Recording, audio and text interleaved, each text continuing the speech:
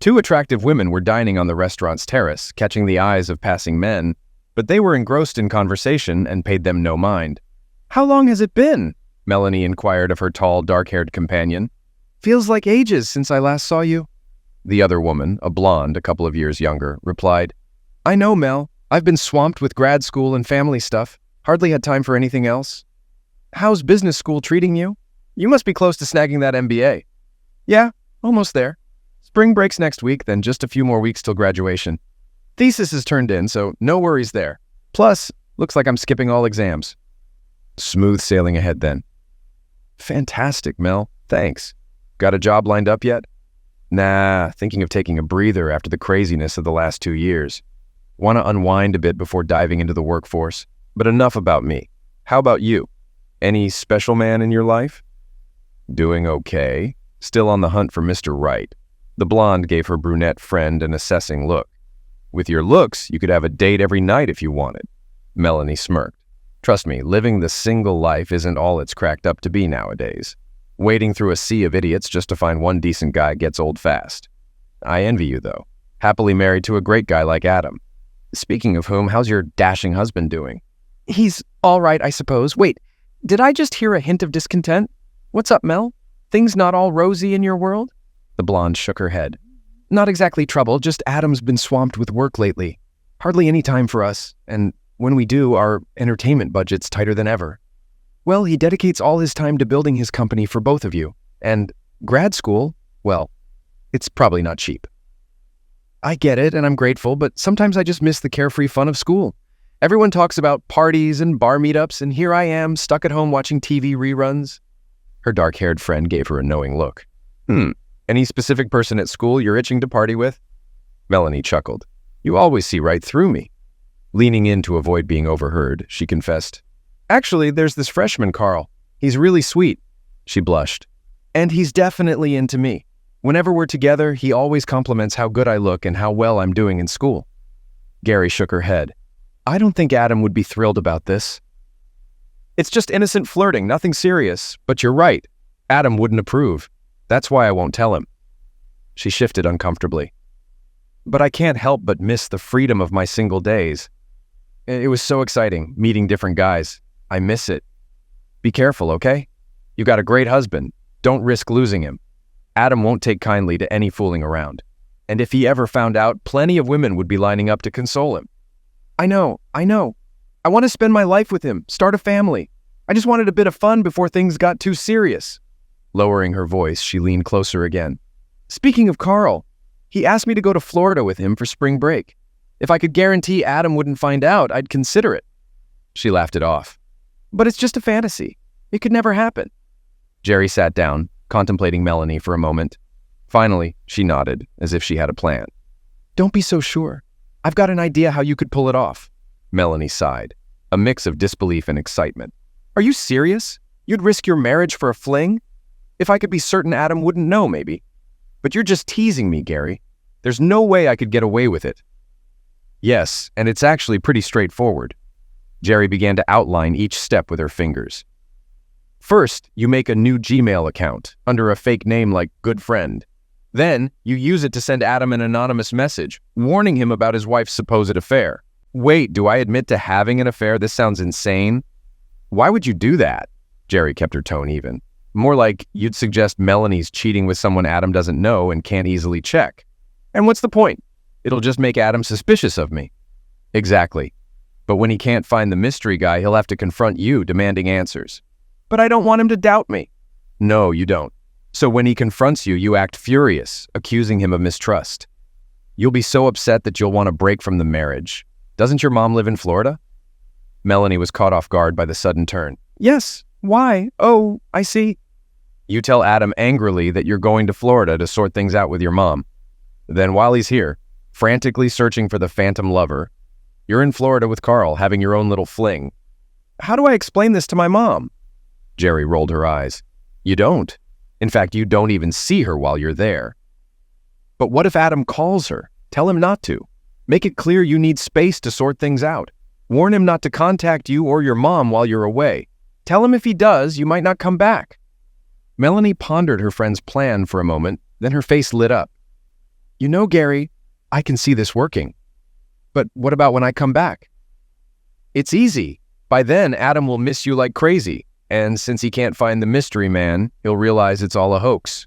He'll feel guilty and beg for forgiveness. You'll forgive him, and things will be back to normal. You'll have some fun, and you and Adam will be closer than ever. What about the supposed guy I'm supposed to be seeing? Maybe I should just make up a name for him. You could, but it'll be more believable if he's real.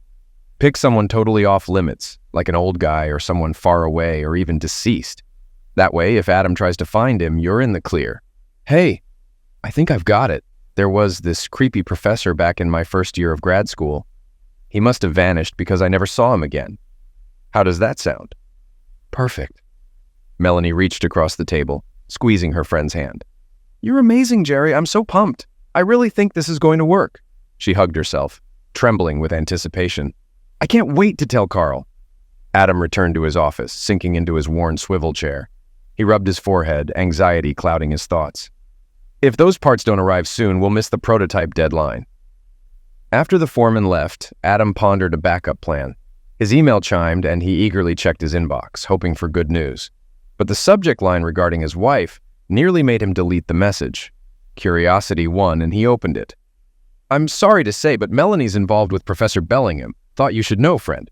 What in the world? Stunned, Adam read the message again, struggling to believe it. This can't be right. Melanie wouldn't do this. Someone's trying to stir up trouble. But who and why? He almost deleted it, but paused. I can't ignore this. It's probably a mistake, but I have to know. Angrily, he hit reply. Who are you? Why make such an accusation? What evidence do you have? He fired off the message, staring at the screen in frustration. This won't get me anywhere. No way to trace this person or when they'll reply. I need to find out about this Bellingham. He scoured the university's site, but found no mention of the professor. Frustrated, he widened his search to other schools nearby, but came up empty-handed. This is maddening, he muttered, feeling powerless. Did my buddy just invent a name? He Googled it, but the results included 2 females, none local. I knew it was fake. Someone's pulling a prank or trying to drive me nuts. Yet I couldn't bring myself to delete the letter. Now that it's sent, doubt gnawed at him. What if she's cheating? I didn't see any signs, but that doesn't mean much. I've been swamped at work, barely spending time with her. Maybe she's upset because I've been neglecting her. I remember turning down her fun ideas sometimes. But dang, I'm putting in nearly 70 hours a week for the business. Doesn't she get it? Can't she see it's for us? And we can't afford extravagance. Her tuition's skyrocketing, and I'm pouring money into the business. Yet maybe I neglected her. Feeling guilty, he checked his calendar, finding no recent meetups. Damn. But guilt turned to anger. I may not have given Melanie all she wanted, but that doesn't justify cheating. We discussed sacrifices for the business. She agreed then, so she can't complain now. His thoughts were interrupted by the foreman's arrival. Hey, Adam, great news. The parts we needed just arrived. Thank goodness. All right, we need to unpack them and get them to the workshop ASAP. After the foreman left, Adam took a deep breath. Well, at least one crisis is avoided. He smirked. Guess I can devote more time to my wife. After more futile internet searching, he leaned back, contemplating. If Mel's really having an affair, it must be someone from the university. Maybe my buddy got the name wrong. Or perhaps the university didn't list him. He found the HR phone number. When the secretary answered, he inquired about Professor Bellingham. Which department?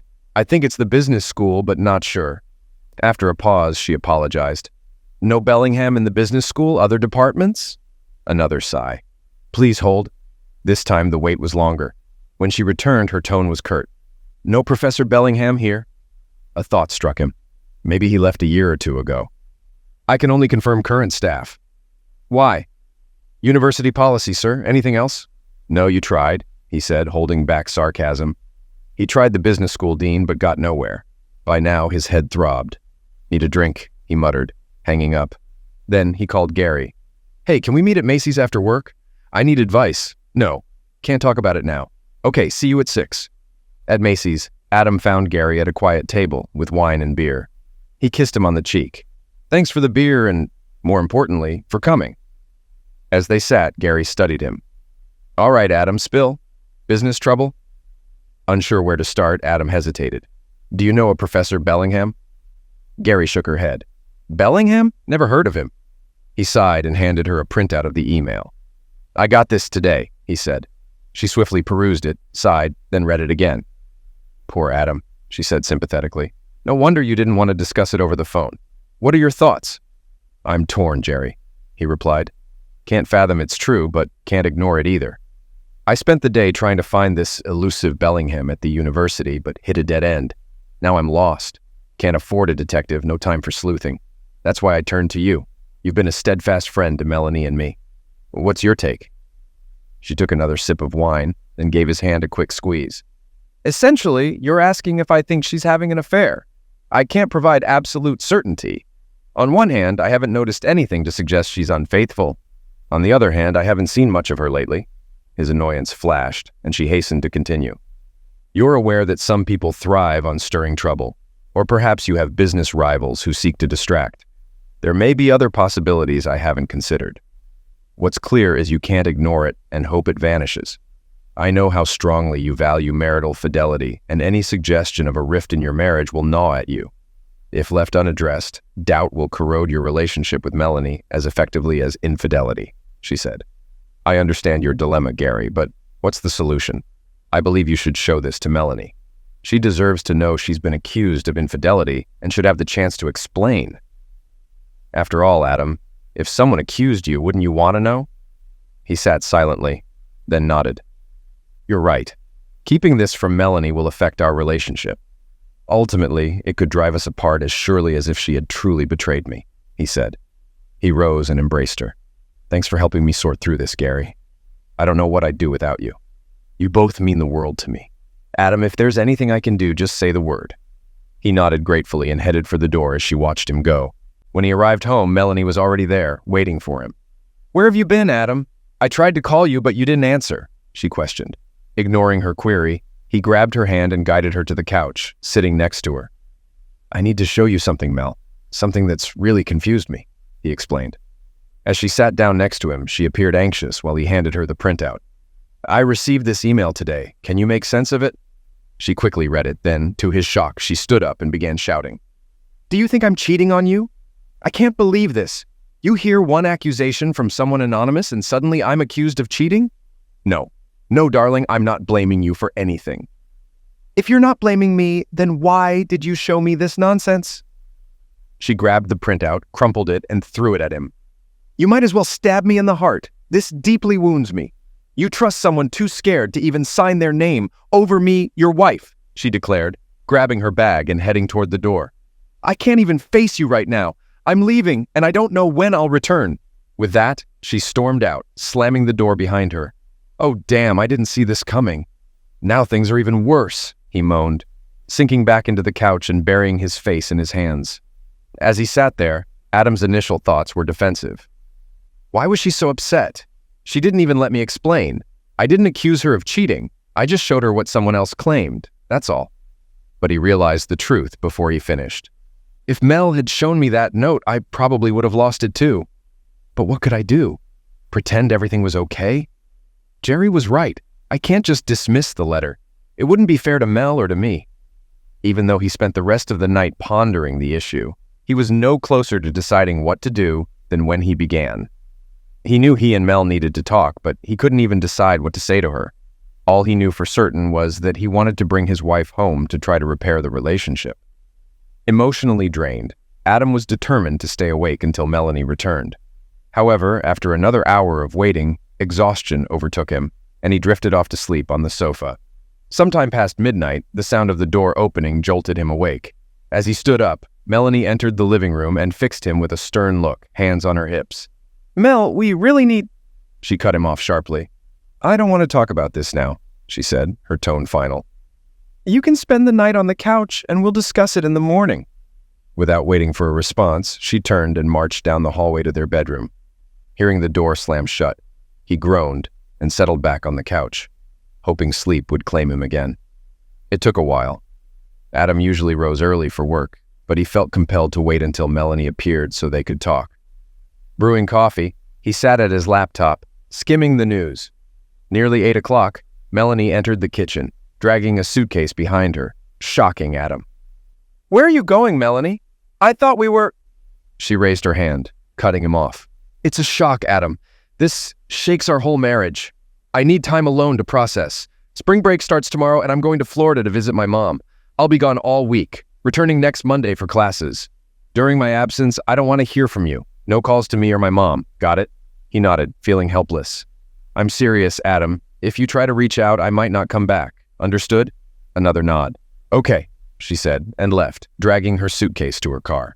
Stunned, Adam sat for minutes before dragging himself to shave and change, then drove to work with a heavy heart.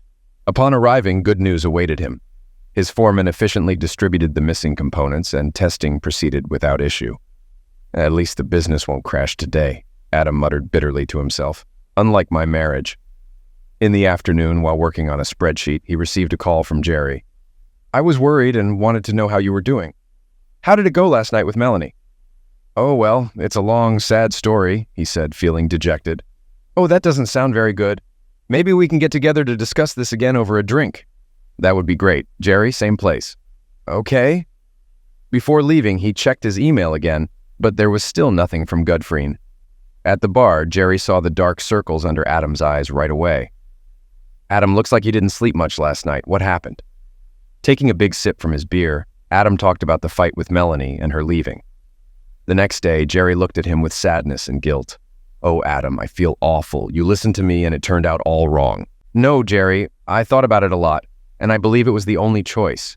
I didn't expect Mel to react so strongly, but I couldn't hide the letter and act like nothing happened. Now I hope she'll calm down and we can talk when she's back. You say that nicely, Adam, but I still feel bad. So what's your plan for the week? I'm not sure, Jerry. If Mel and I don't talk, I don't see how we can move forward. Maybe I'll wait a bit and then call her. No, Adam, that's the last thing you should do. She already feels like you don't trust her. If you call after she told you not to, it'll prove her right. Yeah, I get it. But I feel so useless. I don't know how to find out who sent the letter. While she's away, I'll keep trying to find this Professor Bellingham. That sounds smart. Maybe he can help fill in some gaps. Over the next days, Adam kept trying to solve the letter mystery. Despite no luck, he was sure Bellingham had ties to the university. Then he had an idea. Maybe I can't find him because he's an alum, not a teacher. I'm an alum too, so maybe the alumni office can help. When Adam called and said he was a former student, he got transferred to the development department quickly. The person he talked to wrote down Adam's info and asked if he wanted to give money to the school. Adam said no. He was looking for Professor Bellingham, thinking he might be a former student. The person checked, but couldn't find anyone by that name in their records. Adam suggested maybe Bellingham didn't finish school, but the person couldn't help since their records only had graduates. Adam hung up frustrated, thinking he just guaranteed he'd be asked for money later. The next day, Adam went to the business school during spring break to look for Bellingham. Even though it was break, he asked around, but eventually got asked to leave by the assistant dean. Back at his office, feeling defeated, Adam wondered what to do next. Then his phone rang. It was Dr. Avery Mayfair from the business school faculty who heard him earlier and wanted to help. Mayfair said Bellingham used to teach part-time there, but his class got canceled because not many students enrolled. Adam thanked him. There's more, Dr. Mayfair continued. At the start of this year, Bellingham told me he got a job at Black Hills State University in South Dakota. Really? Adam asked, surprised. Yes, the professor confirmed. And there's something else. In the same message, he said he recently married his partner, Harold. Harold. So Bellingham. Exactly, Dr. Mayfair said. Thank you for calling, Dr. Mayfair, Adam said gratefully. I still don't get why someone sent me that nasty letter, but now I know it was a lie. Can I ask why you called me? I'm grateful, but we don't know each other, the professor asked. I don't mind telling you, he continued, his tone changing. Years ago, something similar happened to me. My wife left me for someone else, so I understand how you feel. Thankfully, this time it was just a false alarm, but if it were true, I'd have told you.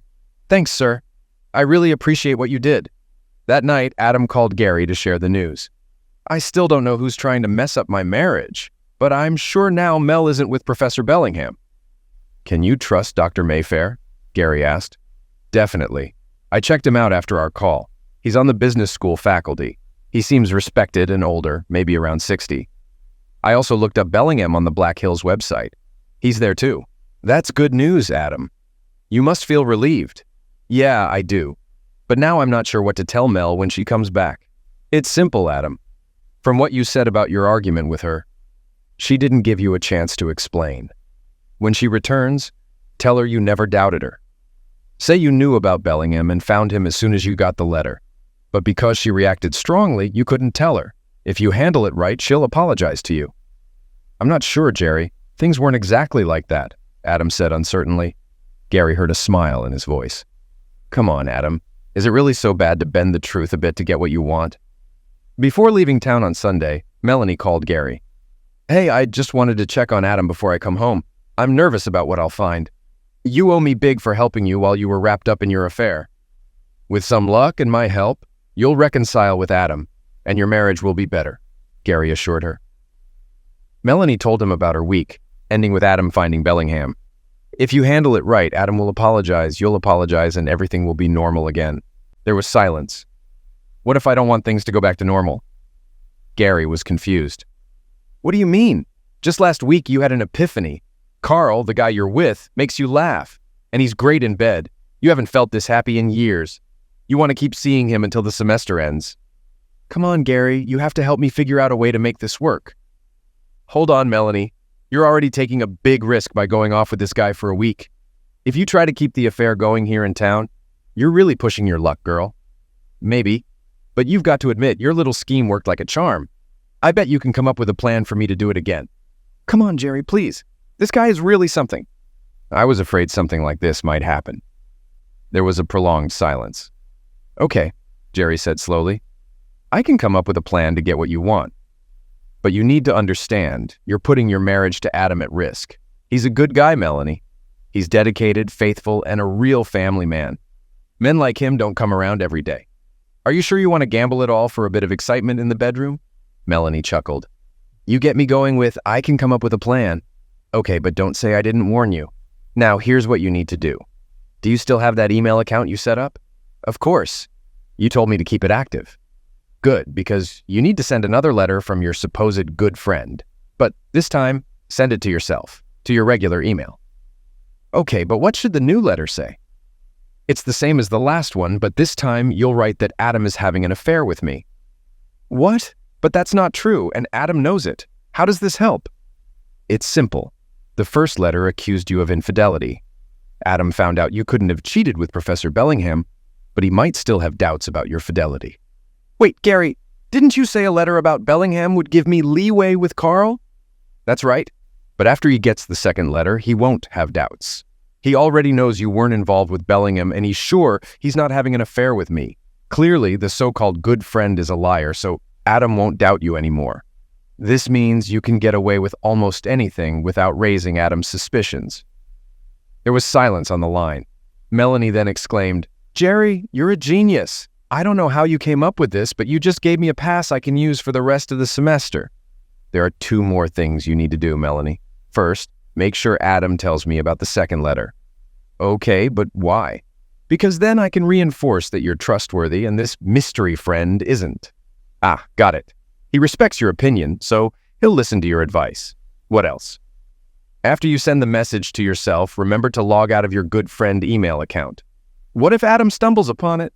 Oh no. Actually, you should probably sign out of both your email accounts when you're not using them.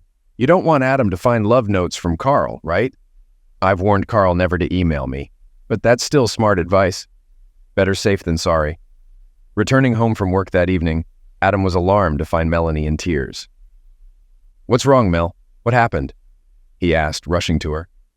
Oh, Adam, it's happening again, she said, tears in her eyes, handing him a copy of the letter. Damn it, he swore after reading the accusatory message. You know that's not true, right? Of course. I know you'd never cheat on me, just as I'd never cheat on you. And even if you did, I know it wouldn't be with Gary. She's such a good friend to both of us that she'd never do anything like that. Damn it. Someone's still trying to stir up trouble for us, and I have no idea who or why. There must be a way to trace these things. She looked up at him hesitantly. Are you going to tell Jerry about this? Do you think I should? I believe you should. Whether you like it or not, she's now involved. It wouldn't be fair to her if you didn't inform her about this.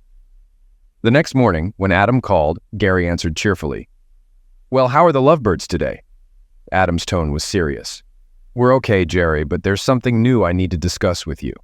Can we meet after work? I actually plan to work from home after lunch. Can you come over? Sure, great. I'll stop by between 6:30 and 7.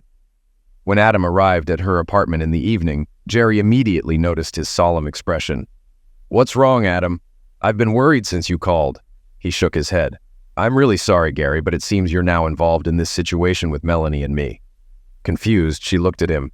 He handed her a copy of the latest letter. After reading it, she looked at Adam in despair. But this is absurd. We're not having an affair. I would never do that to Melanie. I hope she knows that. He nodded. She does. In fact, she said the same thing to me. Gary shook her head, puzzled. That's a relief to hear. But what do you think all this means? I think someone is determined to cause trouble between Melanie and me. First, a warning about the professor, now this. The only explanation I can think of is that I have an enemy, perhaps a business rival, but I have no idea who it could be. Anyway, since you're now involved, Mel and I decided you should be informed. I'm glad you did, Adam. You're always so considerate, but I'm not sure what we can do about it.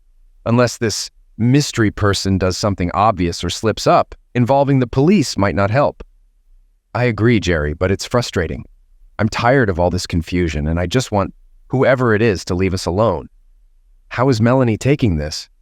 She's very upset. She was in tears when I got home. I'm not surprised, especially after the first ordeal. Look, Adam, I think Melanie is pretty fragile right now. With all of this and nearing graduation, she's probably on edge.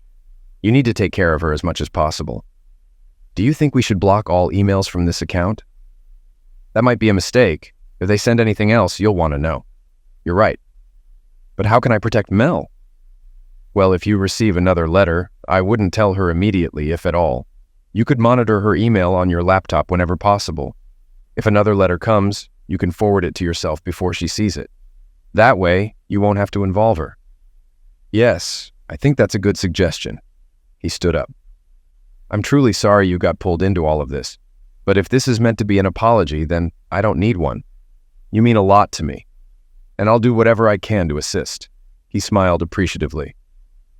I should head home now to check on Melanie. Starting to leave, he paused, embraced Gary, and planted a kiss on her cheek. Thank you for being such a great friend. Your support throughout all of this means a great deal to me. Upon returning home, Adam was pleasantly surprised to find Melanie in much higher spirits. The following morning, she seemed even more cheerful and rose early to have breakfast with her husband. It's a rare treat to see you before I head off to work, Adam remarked. Well, I wanted to make sure I said I love you before you left this morning, she explained, planting a kiss on him.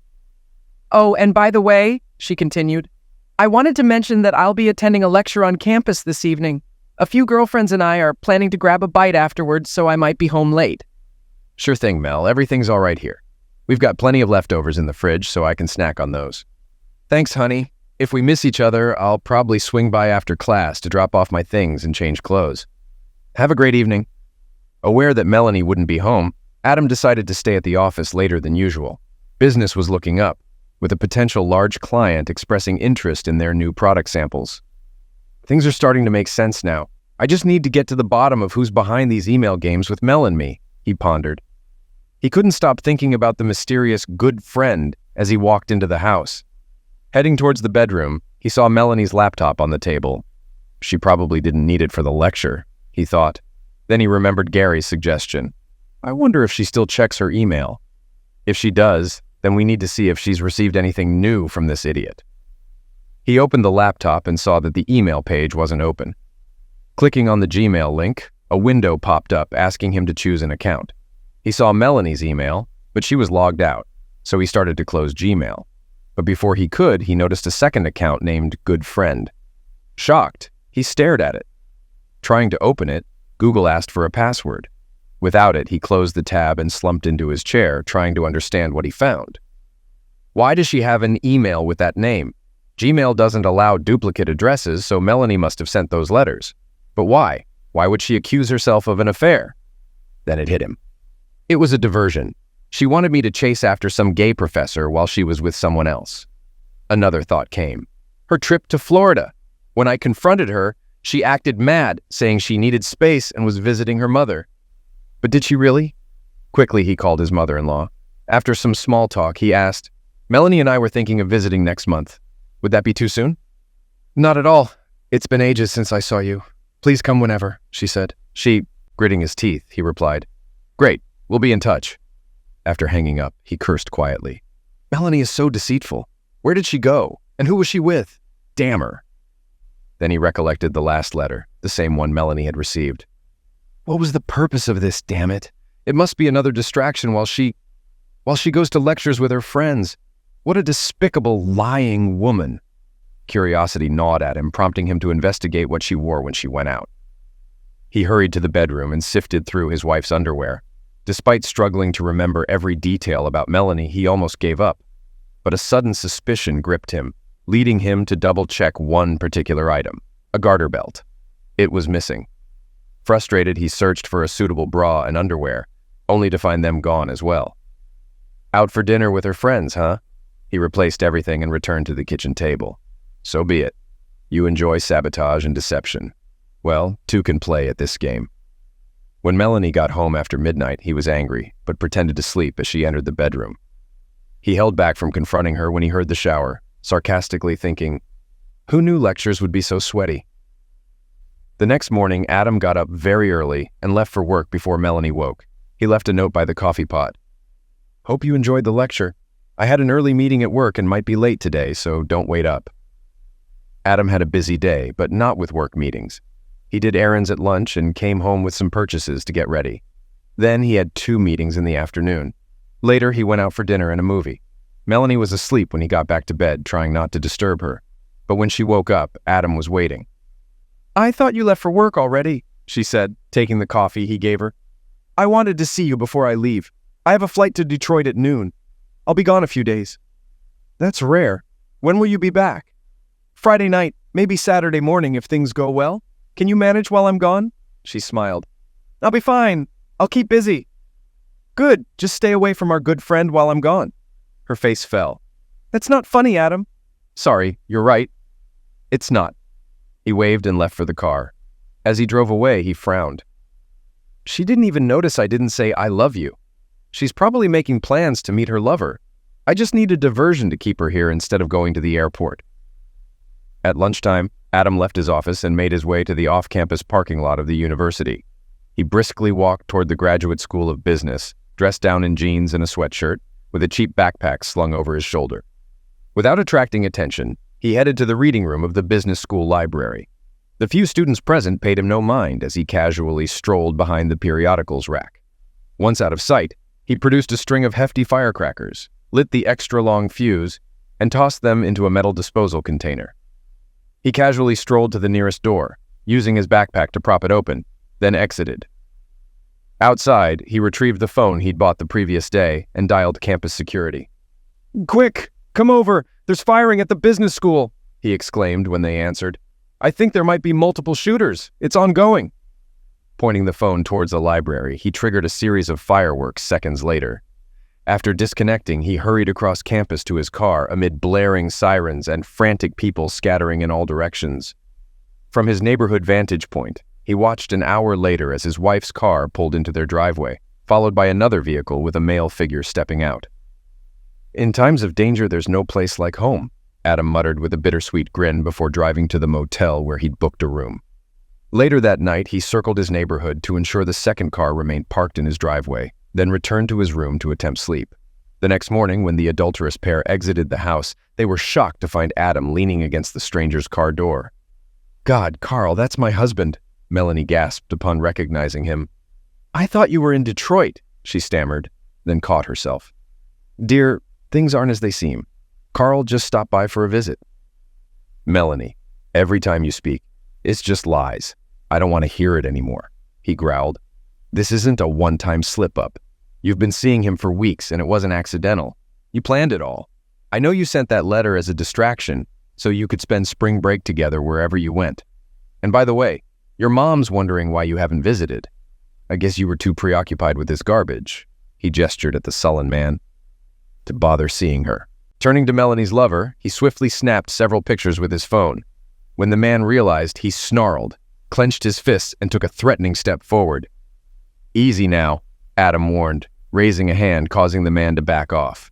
Adam turned to Melanie with a smirk. Seems your boyfriend's more lover than fighter. His tone hardened. Grab your things from the house and leave. Don't be here when I return, Mel. I meant it when I said I never want to see you again. Adam, please, she pleaded, collapsing onto the driveway in tears. He paid her no mind and headed to his car, while she sat on the driveway, her hands covering her face as she wept. En route to his office, Adam made a stop at a dumpster, disposing of his phone and the toy weapon tucked in his pocket. Glad these things look so real, he grinned coldly. Back at his desk, Adam emailed one of the photos he had taken. Surprisingly, he received a call shortly after. This is Dr. Mayfair. Did you just send me a photo? Dr. Mayfair, forgive the intrusion again, but do you know the man in the photo? His name might be Carl. Is the woman beside him your wife? My ex-wife, to be precise. Lovely woman. I recall her being in one of my classes last year.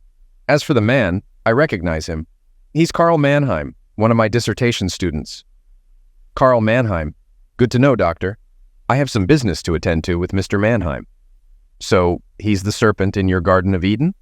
In a manner of speaking. But my Eve wasn't exactly innocent. Ah, I see. Quite intriguing. Well, I'm glad to have assisted you, though I'm sorry it's not the outcome you desired. Thank you, Doctor. I appreciate your time and help, regardless of the outcome. Good luck to you, my boy, and keep your spirits up. Things have a way of working out, speaking from experience. 2 months later, Adam sat with his lawyer, feeling irked. Any word from Melanie's lawyer? How's the divorce proceeding? Yes, I spoke with Hannah Montrose yesterday, and she sent a counteroffer to Melanie today. The good news is Melanie's agreed not to contest the divorce after hearing the recordings you made. Hannah persuaded her not to risk them in court. But the bad news is now that Melanie's accepted the marriage is over, she's keen on getting as much financial compensation as possible. Damn, she deceives me, gets caught, and then expects me to pay up. It's unfair. What's my cheating wife after? Typically, we'd see a request for dividing assets, but there's little to divide here. You rent, no pension, and minimal savings. Your only asset is your business share, which is running at a loss. Seems she's banking on it failing, so she's only asking for alimony. I appreciate her vote of confidence, Adam snapped sarcastically. So, how much alimony is she seeking? Considerably more than our offer. The lawyer handed him the document, and Adam gasped. This is absurd. She knows I can't afford it. If I have to pay that much monthly, I'm essentially bankrupting my business to satisfy her. Melanie won't negotiate, so Hannah will suggest it to Judge Abernathy. I won't hand over that much without a fight. We'll take our chances in court. Understood, Adam. But remember, Judge Abernathy holds all the power. You're at his mercy. About a month later, Adam sat anxiously in court. After arguments from both sides, Judge Abernathy adjourned. Any thoughts on how it's going? Adam whispered to his lawyer. Hard to say. It could swing anyway, or the judge might suggest a compromise. They stood as Judge Abernathy returned, then sat again as he called the opposing counsels to the bench. I assume your positions remain unchanged, the judge stated. The lawyers exchanged looks. Yes, Your Honor. Good. Before I decide, I'd like to question Miss Weatherby. Hannah Montrose looked tense but motioned for Melanie to approach. Stay calm, she whispered. And remember, address him as Your Honor. Adam's lawyer leaned in. Usually, it's not good when the judge wants to hear more from the other side. Adam watched sourly as his soon-to-be ex-wife testified, noting the judge's attention on her. I think we're in trouble, he murmured to his lawyer. The judge reviewed papers, then turned to Melanie. Miss Weatherby, it seems the primary dispute is the alimony amount. Your offer is substantially higher than Mr. Weatherby's, correct? Yes, Your Honor. How do you justify your proposed amount? We're asking for more, considering my years of marriage and the need to start anew, Your Honor. However, Mr. Weatherby claims his sole income is from his struggling business. Why do you believe Mr. Weatherby can afford your proposed support? We argue he's artificially deflating his income by investing in his business. Adjustments could easily cover the support I seek. The judge remarked, examining the financial statement. It shows negative cash flow, Your Honor. Adam's accountants can manipulate numbers to yield any desired result. The judge raised his eyebrows. Are you suggesting the financial statements are fraudulent? Melanie turned pale and shook her head firmly. Noticing this, Melanie swiftly corrected herself. No, Your Honor, not at all. Earnings can be deferred and investments accelerated, all within accepted accounting principles. He simply invests heavily in his company. Adam's blood pressure spiked. He whispered angrily, What a manipulative move.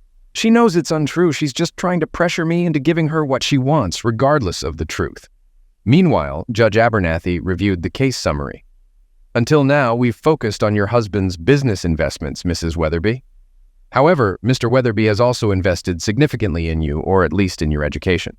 If you're referring to my MBA, Your Honor, Adam did pay for my tuition, but I worked diligently, completed all coursework, exams, and wrote my dissertation. I've dedicated myself for the past 2 years, including summers. And you recently graduated? Yes, sir, with honors, she proudly confirmed. He nodded. Very well, Mrs. Weatherby. That's all. You may be seated. Returning to her lawyer, Melanie hugged her in relief as the judge adjusted his glasses and glanced at both parties. After reviewing all evidence, I'll grant Mrs. Weatherby the full financial support requested, the judge announced. Adam winced, and Melanie hugged her lawyer in joy, but the judge wasn't finished. This settlement provides for a comfortable living without employment for Mrs. Weatherby, despite her recent completion of a degree that should qualify her for a lucrative position. To incentivize the use of her education, I'm awarding alimony for 6 months. Only 6 months? That's unfair, Melanie protested. I can and I have, the judge replied, striking the gavel. Next case.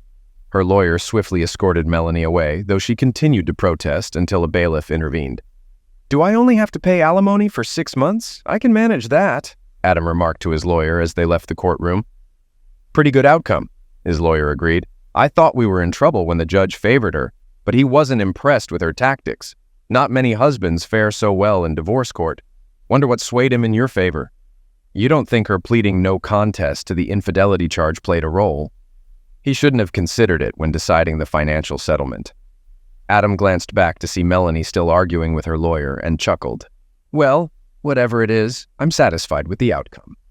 At that moment, a hand rested on his shoulder, and Adam turned to see an elderly man, vaguely familiar. I wanted to introduce myself, the gray-haired man explained. I'm Professor Mayfair. Adam firmly shook his hand. Professor, it's a pleasant surprise to meet you in person, sir. Thank you again for your assistance. What brought you to court today?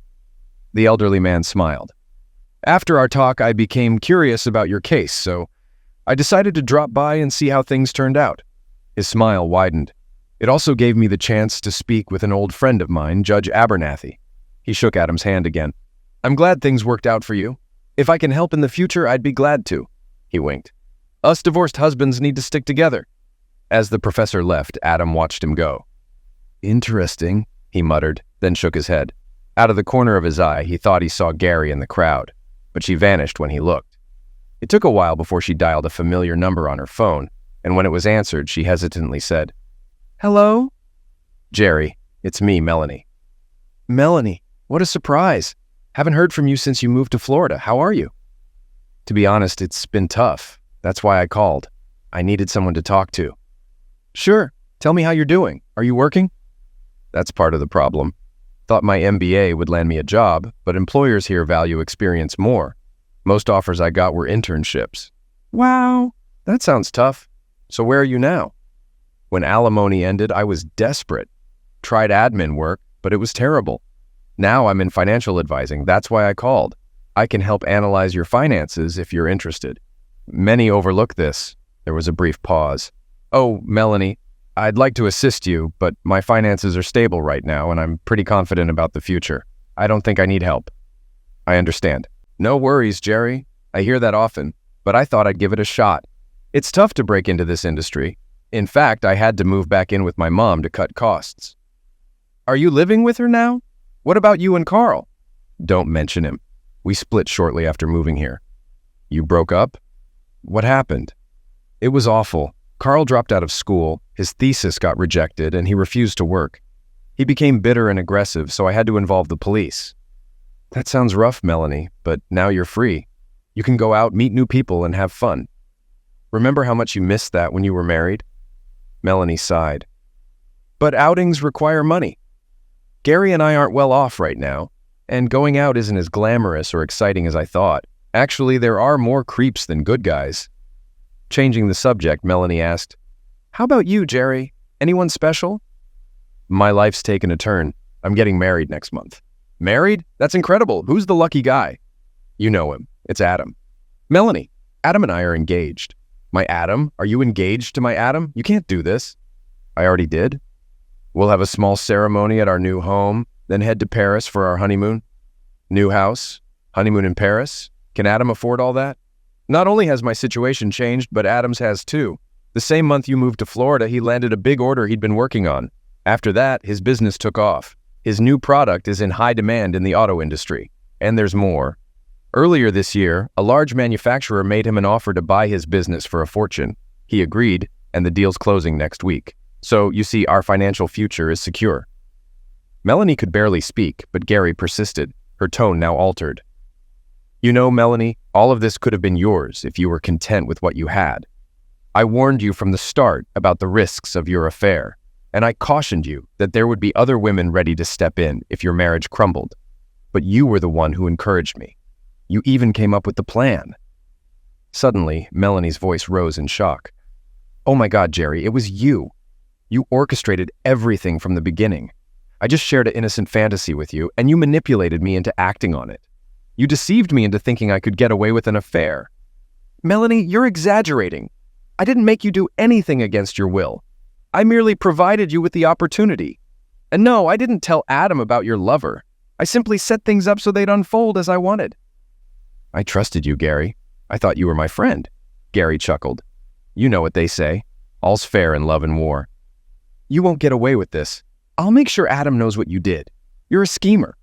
I'm sorry, Melanie, but I have plans with Adam tonight. I'll block your number after we hang up. You're despicable. Meanwhile, Jerry welcomed her fiancé home with a kiss.